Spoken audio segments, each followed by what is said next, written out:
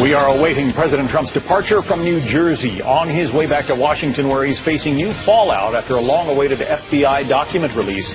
It shows the Bureau suspected one of his former campaign advisors of conspiring with Russia. Good evening, I'm John Scott, and this is the Fox Report.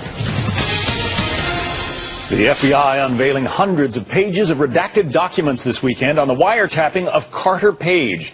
It's reportedly the first time the Bureau has publicly revealed requests to spy on an American citizen under the Foreign Intelligence Surveillance Act. Democrats say the documents show the FBI was justified in its actions. President Trump cites them as further proof of a so-called witch hunt against him, while Page argues the accusations are simply ludicrous. This is so ridiculous. It's just beyond words. You know, it's you're talking about misleading the courts. It's just so misleading going through those 400-plus page documents. You know, where do you even begin? It's literally a complete joke. All this as President Trump doubles down on his assessment of his controversial summit with Vladimir Putin, accusing the media of working overtime to disparage it. We have Fox team coverage on this. Laura Ingle is in Berkeley Heights, New Jersey, near the President's Golf Club. But we begin with Jillian Turner in Washington. So, Jillian, what exactly was released and what's in this FISA application? Well, John, the FBI has released the 2016 documents that asked for authority for the intelligence community to monitor former Trump campaign official Carter Page. Here's the motivation for the warrant application from the FBI. It reads in part, quote, "This FBI believes that Page has been collaborating and conspiring with the Russian government. There's probable cause that such activities involve or are about to involve violations of the criminal statutes of the United States." The warrant's been released in response to a Judicial Watch Freedom of Information Act request. Page himself is sticking by his original claim that his campaign activities were just business as usual. No, I've never been an agent of the foreign power in by any stretch of the imagination. You know, I may have back in the G20 when they were getting ready to do that in St. Petersburg, I might have participated in a few meetings that a lot of people, including people from the Obama administration, were sitting on in Geneva, Paris, etc. The heavily redacted 412 pages admit the Steele dossier, the most contentious and controversial element, was indeed a component of the 2016 FISA warrant. John? And so far, what's the reaction from Washington? Well, it's set off a major firestorm here in Washington, from the White House to the halls of Capitol Hill. The president's weighed in via Twitter, saying these documents prove the DOJ and FBI, quote, misled the courts. The chairman of the Judiciary Committee told Sunday Morning Futures earlier today that this release should put all conspiracy theories to rest. Most of the information that is redacted in that report should easily be seen by the American people. They can judge for themselves, but I will tell you it does not support the issuance of a warrant against Mr. Page. Senator Rubio, though, offering a more even-handed assessment this morning, saying that while he doesn't believe this new information proves, quote, anything about collusion, it also doesn't prove that the intelligence community was spying on the Trump campaign. John? Jillian Turner in Washington. Jillian, thanks. You're welcome. President Trump reacting to this news while at his weekend getaway in New Jersey, tweeting that the newly released documents show the Mueller investigation is a witch hunt. This as the president continues defending what he calls a, quote, great meeting with Vladimir Putin last week in Helsinki, and after he invited Putin to the White House this fall. Democratic Senator Bob Menendez says President Trump has to be tougher with Putin. It depends if you challenge him. Now we're going to give him, a red carpet treatment and invite him to Washington. To me, that's beyond comprehension. You can speak to adversaries, but at the end of the day, you have to do it in a way in which you challenge them. The president seems to want to be chummy with Putin instead of challenging him. Laura Ingle joins us now from Berkeley Heights, New Jersey. Laura. Hi, John. Well, the summit has certainly been talked about a lot this week, and certainly today it was front and center on all of the Sunday morning talk shows. We have reaction now. It was very swift and strong from both sides of the aisle after the historic 46-minute news conference between the two world leaders, which took place on Monday, in which President Trump appeared to accept President Putin's denial that Russia interfered in the 2016 U.S. presidential election, sidestepping the conclusion of Americans' own intelligence agencies that Russia did. Republican Representative Trey Gowdy, who also serves as the chairman of the House Oversight Committee, was on Fox News Sunday today. The evidence is overwhelming. It can be proven beyond any evidentiary burden that Russia is not our friend and they tried to attack us in 2016. So the president either needs to rely on the people that he has chosen to advise him, or those advisors need to reevaluate whether or not they can serve in this administration. But the disconnect cannot continue. The evidence is overwhelming, and the president needs to say that and act like it. The president, who is here in New Jersey, and we have a live look now at Marine One arriving at Morristown, New Jersey. He's been here at his golf club this weekend in New Jersey. He took to Twitter this morning to push back on the negative comments that have been building all week. He started with this, tweeting, "I had a great meeting with Putin, and the fake news used every bit of their energy to try and disparage it. So bad for our country." Other lawmakers are also wishing that the summit could have gone a little differently. Listen. I would have liked him to have said, look, President Putin, we know that you interfered in our 2016 elections and that you're doing it now, and that's not a question, that's a statement, and here are consequences to it. If you want to rejoin the world order and observe international law and stop invading sovereign nations like Ukraine, then we can have a pathway forward. And one main question, will that pathway include this proposed meeting with Putin at the White House this fall? We know that the White House, the administration has invited Putin to come this fall, but that also seemed to catch many in the intel agencies off guard. Still no word on when and if this will happen, John. Laura Ingle traveling with the president. She's in New Jersey right now as Marine One rolls up to take the president to the airport. The airplane, I should say. For more, let's bring in roll call senior Senate reporter Niels Lesniewski. Niels, the controversy over what happened in Helsinki, specifically the 2-hour meeting between the two presidents, that's not dying down, it appears. No, thank you for having me. It certainly isn't dying down just yet. And in fact, this reported invitation from the White House, actually the White House's invitation to Vladimir Putin to visit Washington perhaps in the fall is only going to make this go on longer, probably through the fall. Republicans and Democrats alike on Capitol Hill behind me have no intention of inviting President Putin to address a joint meeting of Congress or anything like that.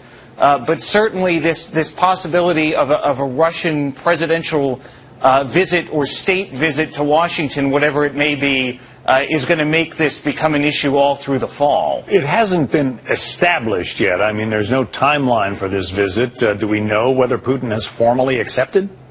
I don't think we know that, but I also don't know that there may not have been an invitation extended in the meeting. This is kind of the problem that people in the intelligence community and Democrats and Republicans alike who had concerns about the meeting between Trump and Putin being a one-on-one meeting at the outset probably had. There are lawmakers on Capitol Hill who are now trying to figure out what exactly the U.S. government translator who was present in that meeting may have in their notes or may be able to recall from that meeting, because frankly there's so many questions about what exactly we the United States may have committed to out of the mouth of the President of the United States. Kind of curious. I mean, the press secretary, Sarah Sanders, says that Ambassador Bolton, the national security advisor now, is the one that the President asked to issue the invitation to Vladimir Putin. John Bolton is no shrinking violet when it comes to Russia. He is not a fan of Putin and the Russians. No, and nor, frankly, is the Director of National Intelligence, Dan Coats, or many other members of the senior team at the White House and in the Trump administration. I was recalling the other day when Coats seemed caught off guard about the invitation being made and the reports of the invitation being made, that at one point in time he was actually among the people who, as a senator, was banned by Putin basically and sanctioned for basically being anti-Russia previously, and actually made a top 10 list of sort of things that he would miss not being able to go to Moscow. It was a joke, but it was kind of, that's where Coats was as a senator, obviously Bolton and others as well. I just want to bring our viewers up to date on what they are seeing on the larger screen, the larger box on our screen. President Trump has spent the weekend at his golf resort in Bedminster, New Jersey. That helicopter picked him up at the golf resort and has now taken him to Morristown Municipal Airport, where he will be boarding the smaller version of Air Force One. It's a pretty significant runway at that particular airport, but not big enough to hold a 747. So they've got the 757 version of Air Force One ready to take the president back to Washington. The president will be deplaning momentarily from Marine One, the helicopter that you see there. We'll probably get a wave and a hello as he heads off to Air Force One for the trip back to New Jersey. Back to Niels for just a minute, and we're gonna continue on this shot as we wait to see the president. There are members of Congress from both parties who are pretty skeptical and maybe a little concerned, I guess would be the word, about what he may have said during this meeting with Vladimir Putin. There seems to be this fear that in some way the president gave away the farm. Right, and because there are so few notes so far, no one really knows for sure. So I think what we're going to see on Capitol Hill in the coming weeks, definitely for the Senate, with them still being in town in August, is some effort maybe at imposing more sanctions, or at least trying to send the signal that whatever it was President Trump may have agreed to may not necessarily hold any water among members of Congress. So interesting, the timing of so many sort of ancillary developments. You had the indictment from Robert Mueller's team of those 12 Russians just ahead of the president's trip, and now in the week that the president's trip has come to an end, you have this Carter Page FISA court application being released, and it's just keeping this whole issue bubbling up and leaving everybody to wonder exactly what is going on. Yeah, the release of the FISA warrant, and I can see we see the president deplaning now, right. He and or the first getting off lady, the helicopter. He and the first lady again, coming off a Marine One helicopter that picked them up at his Bedminster Golf Resort in New Jersey. He is now heading to Air Force One, and he'll make the flight back to Washington. Go ahead, Niels. Well, I think that what we're going to see with the Carter Page release and sort of is this verifies what the FBI thought. Now, whether you're someone who thinks that this was the basis for the warrant was appropriate or not, the FBI clearly thought that there was something that Mr. Page was up to that may have been criminal in nature. And it's also worth noting that there were 4 Republican-appointed federal judges who were on the FISA court who signed off on the warrant. Right. So this is this sort of theory that there's some sort of partisan, deep state sort of grand conspiracy probably should be diminished by the thought that there were all Republican judges involved. But it's also stuff that was available to the highest levels of the Obama administration, was it not? Isn't this some of the material that Susan Rice was asking to be unmasked? Sure, and I think that the question will never sort of go away as to how much the Obama administration did or should have done, or if, in fact, they should have gone public with more earlier or not. There were sort of questions that we had at the time of the election, if you'll recall, about how much it was that the Obama administration was actually saying publicly and what actions they were taking, and some that weren't sort of made public until after the election. Niels Lesniewski, who covers the Senate for Roll Call. Niels, thanks for spending some time with us tonight. Thank you. Israel is evacuating hundreds of members of a Syrian volunteer group from the volatile border area on the Golan Heights, some calling the dangerous first-of-its-kind mission a rescue of the rescuers. This humanitarian effort by the Israel Defense Forces is certainly welcome. It's something that can be done for these people after all the years that they risked their lives to save many Syrian civilians who have been injured by indiscriminate bombings throughout the war. I think it came at the request of the international community. There was a real concern that these people would be targeted by the Assad regime. Connor Powell has more on this amazing mission from Jerusalem. John, this was very much an international effort coordinated by the United Nations to evacuate some 400 Syrian rescue workers and other civilians. As we understand it, the White Helmets and their families who have been stranded along the border between Syria and Israel for the last month or so were loaded onto buses by the UN and Israeli troops and then driven to Jordan. According to Israeli Prime Minister Benjamin Netanyahu, the US, Canada, Germany, and the UK asked Israel in recent days to aid the UN in this rescue operation. The White Helmets organization, which has been funded by the West, is very much a part of the anti-Assad coalition, and they are credited with saving tens of thousands of Syrian lives. However, the Assad regime and Russia view them as agents of a foreign power and as terrorists, and have routinely targeted them.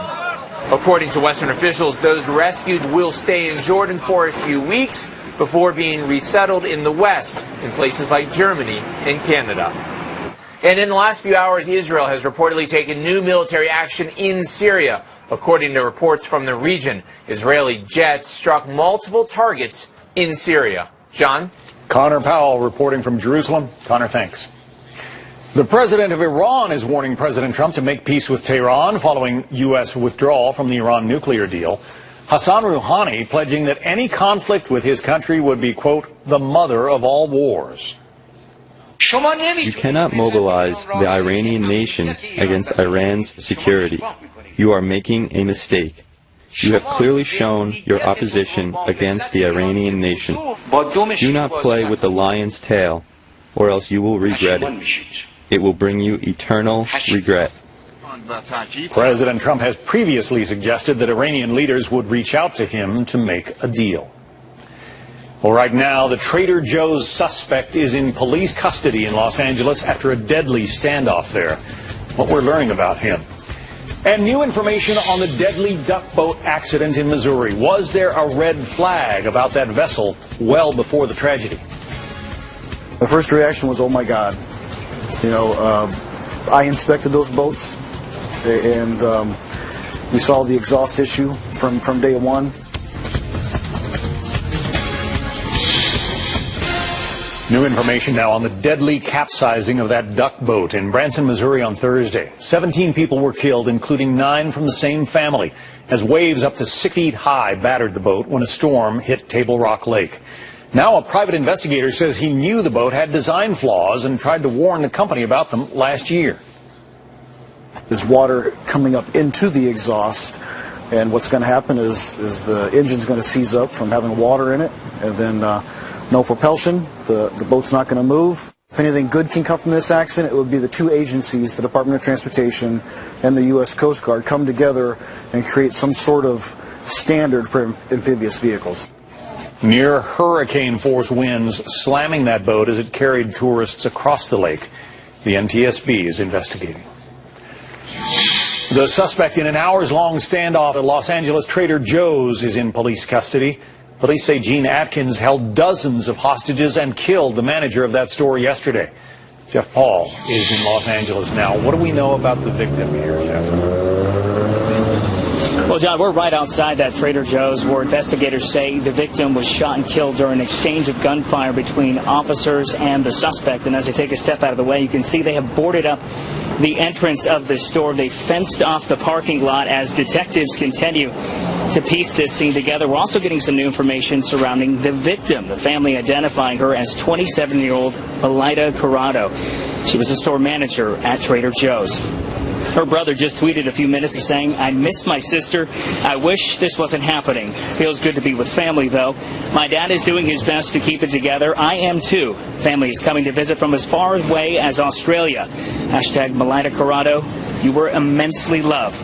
Now, the store has also brought all of its flowers from inside, lining the sidewalk with bouquets. There's been a steady stream of shoppers, neighborhood folks, and even some co-workers of the victim showing up to pay their respects. In fact, we spoke with one very emotional security guard who normally works at the store but was off yesterday.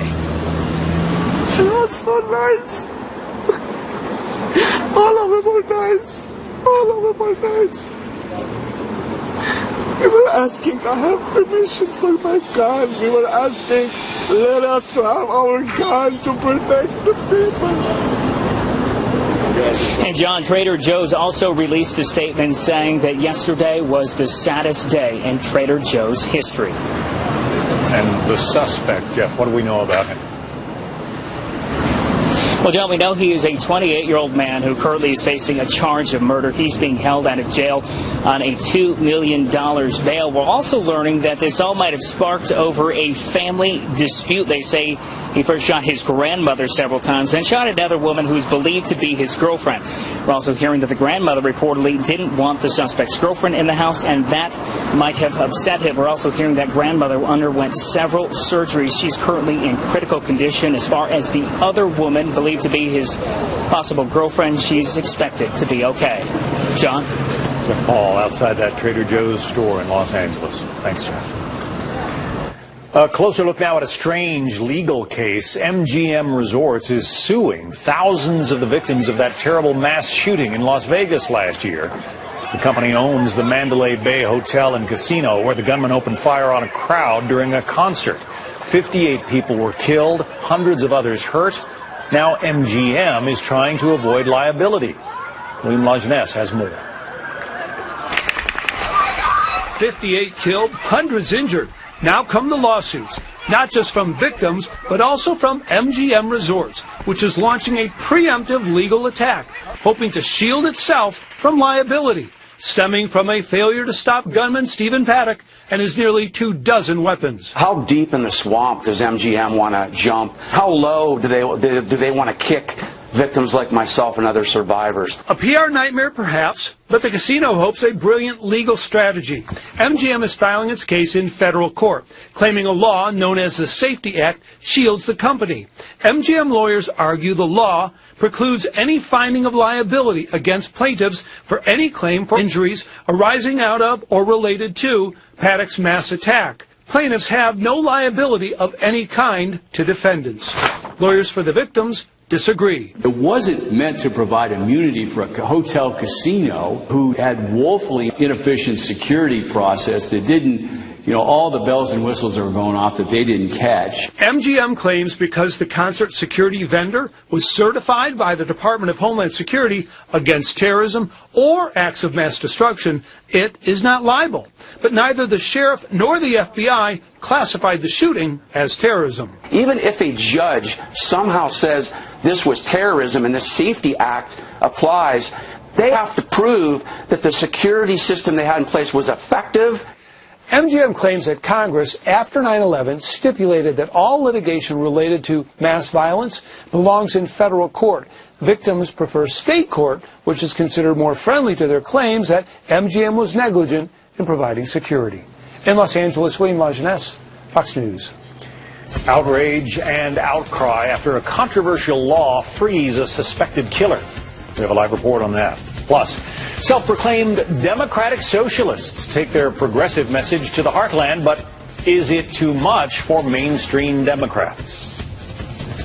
She put together a strong grassroots campaign, and she worked her tail off. And any candidate in America who is prepared to do that, I think, has an excellent chance of winning.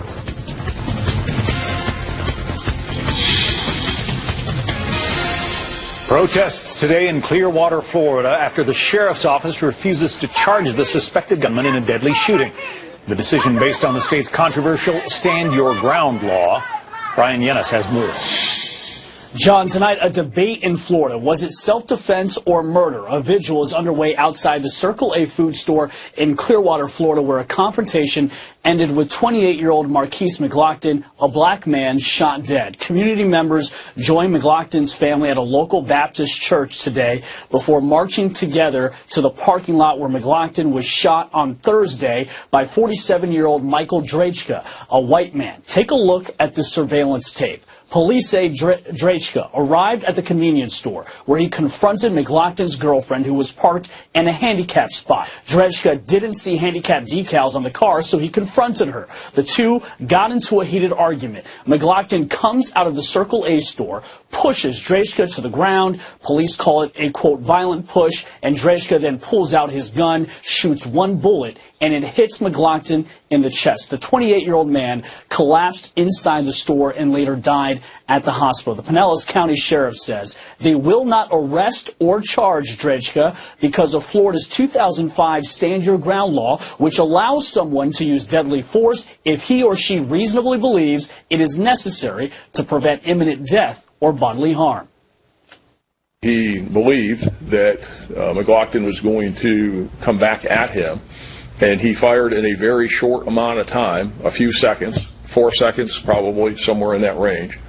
That is within the bookends of stand your ground and within the bookends of force being justified. Drejka had a concealed carry permit. The sheriff says they will refer the case to the state attorney's office, John, who will determine if they will charge him. And what is the victim's family saying? McLaughlin's 25-year-old girlfriend, Brittany Jacobs, was sitting in the car, John. Both she and her 5-year-old son witnessed the shooting. Jacobs is furious. She says Drejka started yelling at her first and is now getting away with murder. Marquise was a great father. I wouldn't trade him in the world for nobody else. He did everything he could for his kids and for me.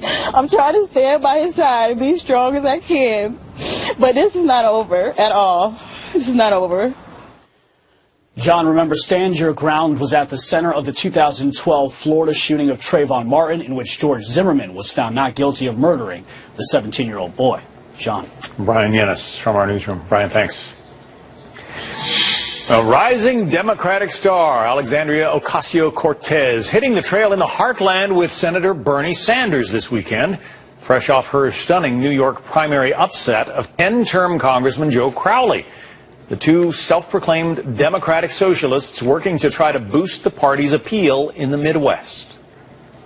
For us, this is about inspiring people to the polls, giving them something to vote for, creating hope for this nation, and knowing that so long as there are working class Americans who believe in a prosperous and just future, we will have hope no matter how red the district. This amid concerns that their platform is just a bridge too far for mainstream Democrats and could end up hurting the party in November. Massachusetts Congressman Seth Moulton argues the Democratic tent is big enough for progressives and centrists. I think that she has an important voice in the Democratic Party, but the reality is that if we're going to be a majority party, if we're actually going to win in November, we've got to have a diversity of views. And I think that's one of the things that's made our party strong in the past.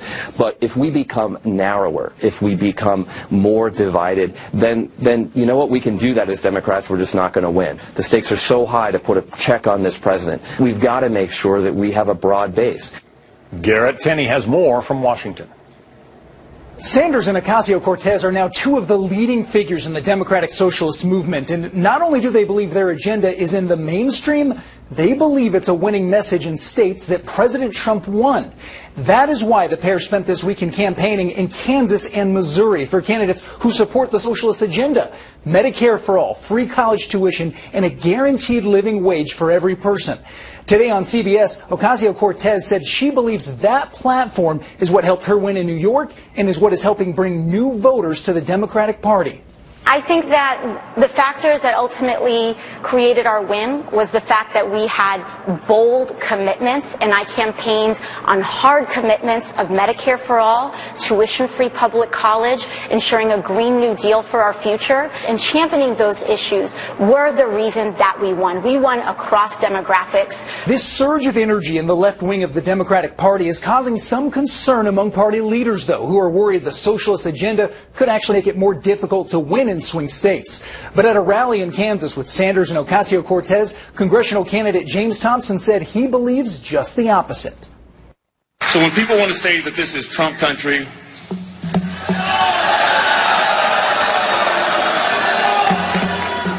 I say hell no.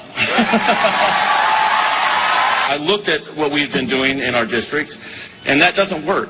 If a centrist message would have worked, then Hillary Clinton would have won here in 2016. Nationwide, the Democratic Socialists of America has endorsed 42 candidates running for office in 20 states, all in hopes of growing their influence here in Washington come November. John? Garrett Tenney. Garrett, thanks. Well, Senator Bob Menendez also weighing in this morning on the ongoing battle over the president's Supreme Court nominee. In an exclusive interview on Fox News Sunday, the New Jersey Democrat calling Brett Kavanaugh unsuitable for the job, particularly when it comes to the Russia probe. I think if the American people understand Judge Kavanaugh's record, they will rise up, and that will stop his nomination. Look, here is a judge who has written that, in fact, the president is above the law. He believes the president cannot be investigated while in office. I think that when people in the country know, they will raise their concerns. You can catch the complete interview with Senator Menendez right after us on Fox News Sunday, 7 p.m. Eastern, right here on Fox News. Well, dangerous weather out west with temperatures climbing into the triple digits. What it means for crews battling out of control wildfires. Plus, the demon of screaming like you've never seen him before. An extremely candid conversation with Rock and Roll Hall of Famer Steven Tyler. He's on Objectified tonight at 8 p.m. Eastern. We'll have a preview of that on the other side of this break.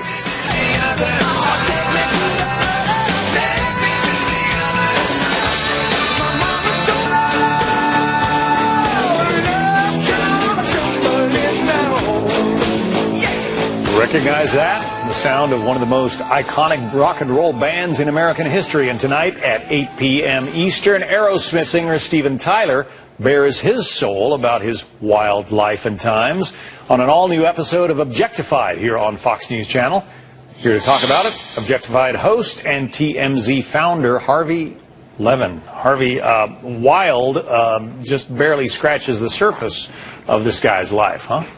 He was way too wild for me, I got to tell you, John. I've interviewed a lot of people. Steven is at the top of that wild list. Look, I mean, Steven probably defied odds in terms of even being alive right now. We go through the things that he did, because remember, I mean, Aerosmith hit huge when he was in his 20s, and he just derailed his life with drugs and sex, because it was at a time, you know, when the AIDS epidemic was really uncontrolled in this country, and you know, and Steven was just, you know, out there. But drugs is what undid him, and I will say he challenges me. We have a clip where he just thinks everybody did something similar to what he did. When did you discover drugs? Wow, when I first heard music. And I don't know whether you admit it on TV or not, but you did some drugs in your time. You're wrong. Hello? No, you're wrong. Bull. I was just a paranoid Jew. Okay, and I was a paranoid Italian. I drilled through, when you turn the doorknob, I drilled through it and I stuck a nail in there. So no one could come into the bedroom. Because if you got caught with a joint, you knew you were going to hell. Well, a joint was the gateway for Steven, because he did heavy drugs, lost everything. And John, to me, the amazing part of the story is how he turned his life around, and that band in their 40s became bigger than the first time around. And it really is amazing. Yeah, and what, born in 48, he's turning 70 this year if he hasn't already, huh? He is turning 70. He tells me about what ails him and what doesn't. You know, he's got a new relationship. He's had a wild ride in terms of women. You know, it's legendary. But, you know, one of the things I asked him about, John, is how he maintains any relationship given what rock stars do. How do you have a meaningful relationship when you have women throwing themselves at you all the time? You cheat. You cheat. you break. You just don't, you're not true. You're not faithful. And I paid dearly for it. You know, I paid dearly for it. Well, he paid dearly for it, John, but he came around, and I'll tell you, I love this episode. I mean, Stephen is an awesome guy, and I think it all shines through. Yeah, it's kind of true, though. I mean, just about every performer, you know, in that era was doing a lot of drugs, and he kind of openly admits to that, huh? Yeah, not as much as him. I mean, it is, John, it's just shocking. I mean, he gets into it, and it is shocking. All right. Harvey Levin, we'll look forward to Objectified about an hour and 15 minutes from now, right here on Fox News Channel. Thanks for joining us. Okay, John, thanks so much. Tune in tonight, the all-new episode of Objectified featuring Steven Tyler's story. That's at 8 p.m. Eastern right here, Fox News Channel. A wildfire is spreading throughout the western U.S., forcing one state to make an emergency declaration to get more help. Details on that ahead. And the Northeast is bracing for more rain, lots more. How long will this wet weather engulf the region? The AccuWeather forecast is next. Oregon Governor Kate Brown invoking the Emergency Conflagration Act to help battle wildfires in her state. The emergency declaration allows state officials to mobilize additional workers to fight several fires in Jackson and Josephine counties. The fires are only 8% contained. California, Colorado, and Arizona also dealing with significant wildfires this summer. Intense heat continues to bake much of the South as rainstorms swamp the East. Record rainfall hitting Washington, D.C. the past few days. AccuWeather's Paul Williams on what we can expect for the rest of this week. Paul. Well, John, what we're going to expect for the Northeast is the exact opposite of what they need or expect in the Southwest. And when I show you the comparisons between those two, your eyes are going to buck wide open, as they would say in the South. First of all, we're looking at showers and thunderstorms in abundance from Montreal to New York, covering the D.C. area as well. More rain for D.C. And unfortunately, D.C., it's not going to stop. It's going to continue to rain for Tuesday and Wednesday. Just woo-saw your way through that. Just try to. As far as what's happening throughout the Southeast, hit-and-miss spot showers still. We have a tremendous amount of steam that's coming, moisture that's coming off of the Gulf. And so we're looking for rain showers in Raleigh. Thunderstorms really agitated in Atlanta. Precipitation pounding the pavement for us in Pensacola, Jacksonville, all the way down towards Miami. Widespread scattered showers. A sliver of rain will slide through along with the cold front throughout the mid-portions of the country, with some minor delays expected for us in Omaha and some major delays in Colorado. Now, here's the thing, or here's the graphic I was telling you about right here. Focus on this. Locally, 120 degrees or higher. That's the kind of heat we're talking about. So it makes sense that that state of emergency or that specialty call for help for California, it's needed. The heat is building, intense heat. Although we have a weak sea breeze, that's not really helping. That intense heat is stifling what's happening throughout portions of Texas and the northwest corner of the country. We're even soaring to crazy high temperatures throughout Seattle as well as Portland over towards Boise. Boise has been under the gun for dangerous heat for an extended period of time. Now, they've been at the upper 90s for the last few days in a row. That's problematic for them. Then by midweek, still staying hot in Texas, searing in the Southwest. Unfortunately for the East Coast, including D.C. and New York and Philly, more rain. Back to you. That jet stream is causing us all kinds of troubles this July, isn't it? Well, see, the problem is what we need to do, we need to start paying our jet stream bill. See, because, of course, then we could pull ourselves up by our own jet stream boots, right? Yeah, well. When you don't pay, you get the free stuff. You can't complain about that. Let's call Mother Nature and complain. Won't do any good, but we'll feel better about it. All right, Paul Williams, thanks very much. A big day for Prince George, the third in-line heir to the British throne, celebrating his 5th birthday today. Can you believe it? His parents, Prince William and Kate, the Duke and Duchess of Cambridge, releasing a new photo of their son. Reportedly, they are celebrating on a private island in the Caribbean. That's what most 5-year-olds do, right? We're going to check in with Mark Levin for a look at what's coming up tonight on his program. This week on Life, Liberty, and Levin, Mike Huckabee is my special guest, and he'll say things you've never heard him say before. We discuss faith, family, freedom, and the fundamentals of the Constitution. Don't miss it. You can catch the brand new episode of Life, Liberty, and Levin tonight right here at 10 p.m. on Fox News Channel. That's 10 p.m. Eastern Time. Well, something golf fans haven't seen for years. Tiger Woods in the lead on the last day of a major tournament. Would he be able to come away with his first major title in more than a decade? Stay tuned.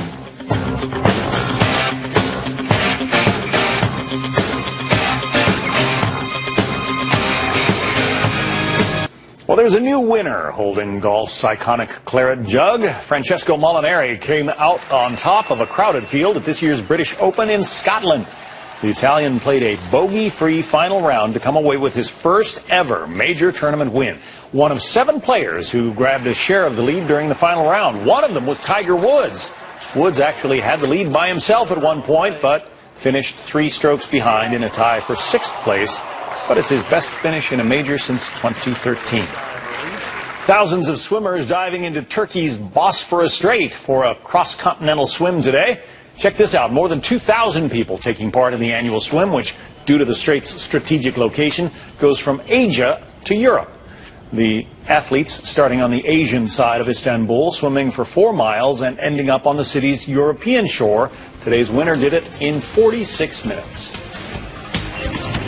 And that's how Fox reports this Sunday, July 22nd. I'm John Scott.